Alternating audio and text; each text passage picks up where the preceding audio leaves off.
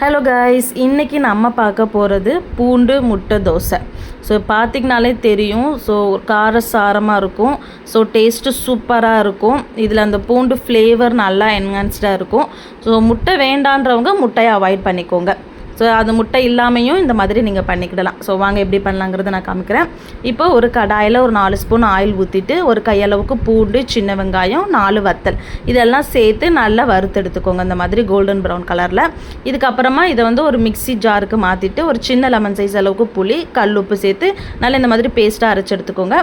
இப்போ தோசைக்கல் நல்லா சூடாயிடுச்சு. தோசைக்கல் சூடானதுக்கப்புறமா ஒரு 2 கரண்டி மாவு சேர்த்து நல்லா ஈவனாக ஒரே மாதிரியாக தின்னாக ஸ்ப்ரெட் பண்ணி எடுத்துக்கோங்க. இதில் நம்ம அரைச்சி வச்சுருக்கிற பூண்டு பேஸ்ட்டை 2 கரண்டி சேர்த்து எல்லா பக்கமும் ஈவனாக ஸ்ப்ரெட் பண்ணி விட்டுக்கோங்க. இது கூடவே ஒரு முட்டையை உடச்சி ஊற்றி நல்லா அதையும் ஸ்ப்ரெட் பண்ணிவிட்டு கொஞ்சமாக மல்லித்தலை சேர்த்துட்டு தோசைக்கு மேலே 2 ஸ்பூன் நெய் இல்லை அப்படின்னா எண்ணெய் ஊற்றி 2 பக்கமும் வேக வச்சு எடுத்திங்கன்னா பூண்டு முட்டை தோசை ரெடி.